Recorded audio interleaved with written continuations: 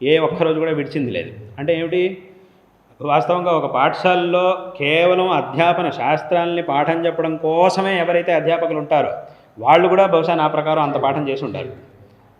అంటే వాళ్ళ పని కేవలం పాఠం చేయడం కోసమే వాళ్ళు పాఠశాలలో ఉన్నారు. వాళ్ళు కూడా బహుశా నా ప్రకారం ఇంత ఇంత సరిగ్గా ఈ రకంగా నియమంగా పాఠం చేసి ఉండరు. అదే రకంగా అనధ్యయనాలు తప్ప మిగతా అన్ని రోజులు మాకు పాఠం జరుగుతూ ఉండేది. ప్రతిరోజు ఫలానా సమయానికి పాఠం అని జరుగుతూ ఉండేది.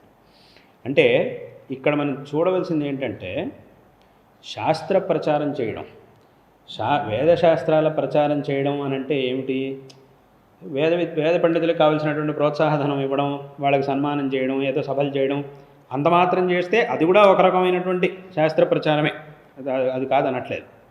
అయితే స్వయంగా శాస్త్ర పండితులై, శాస్త్రంలో అపారమైనటువంటి పారంగతులై, శాస్త్రంలో శిష్యుల్ని కూడా తయారు చేస్తూ, ఒకవైపు శాస్త్రంలో అపారమైనటువంటి పాండిత్యాన్ని పొందిన వారై శిష్యుల్ని కూడా తయారు చేస్తూ, నియమంగా పాఠాదుల్ని చేస్తూ, శిష్యుల్ని కూడా తయారు చేస్తూ, మఠం యొక్క కార్యాలన్నిటినీ కూడా నిర్వహిస్తూ, విశేషంగా పండితులకు సన్మానం చేయడం, శాస్త్ర సభలను నిర్వహించడం, వాళ్ళందరికీ ప్రోత్సాహాన్ని ఇవ్వడం, ఇది కూడా చేస్తున్నారు.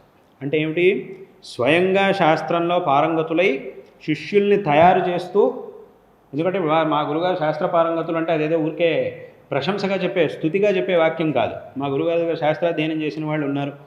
మొట్టమొదట మా గురుగారు ఒకసారి పాఠం చెప్పినప్పుడు ఒక ఆయన చదివినటువంటి విద్యార్థులు ఉన్నారు. ఆయన ఇప్పుడు ఇక్కడ మన పెద్ద పండితుడుగా ఉన్నారు. ఆయన ఎన్నో గ్రంథాలను రాశారు. మళ్ళీ మా గురుగారు న్యాయశాస్త్రం చదివినటువంటి ఆయన ఉన్నారు, నవీన్ హొళ్ళ గారు అని ఒక ఆయన ఉన్నారు. ఆయన ఎన్నో గ్రంథాలని, ఆ తర్వాత న్యాయశాస్త్రంలో ఆయన మంచి ప్రౌఢమైనటువంటి గ్రంథాలని రచించాడు. దానికంతా ఆయన అధ్యయనం చేసింది మా గురుగారి దగ్గర. అది ఎప్పుడు అంటే దాదాపుగా చాలా 30 సంవత్సరాల క్రితం మా గురుగారు ఆయనకు పాఠం చేశారు. అప్పుడు కూడా చాలా యాత్రలు జరుగుతుండే. ఆ అఖిల భారత యాత్ర కూడా జరిగింది. అప్పుడు కూడా పాఠం చేశారు. ఆ తర్వాత ఇక్కడ మన పాఠశాలలో ప్రస్తుతం ఇక్కడ వరిష్ఠ అధ్యాపకులుగా ఉన్నారు నాగరాజు భట్ గారు అని ఉన్నారు, విద్వాంసులు. ఆయన కూడా మా గురుగారి దగ్గర న్యాయశాస్త్రం చదివారు, పెద్ద పండితులుగా ఆయన తయారయ్యారు. కాబట్టి ఇదంతా కూడా మనకి ప్రత్యక్షంగా మా గురువుల దగ్గర చదివినటువంటి పండితులు. ఆ తర్వాత మూడోసారి మా గురుగారు శాస్త్ర పాఠం చేసినప్పుడు మాకు చేశారు. మొట్టమొదటి చేసింది ఒక ఆయనకి, ఆ తర్వాత ఆయనకి చేశారు. మూడో పర్యాయంలో మాకు పాఠం చేశారు, విశేషంగా మాకు అనుగ్రహం చేశారు.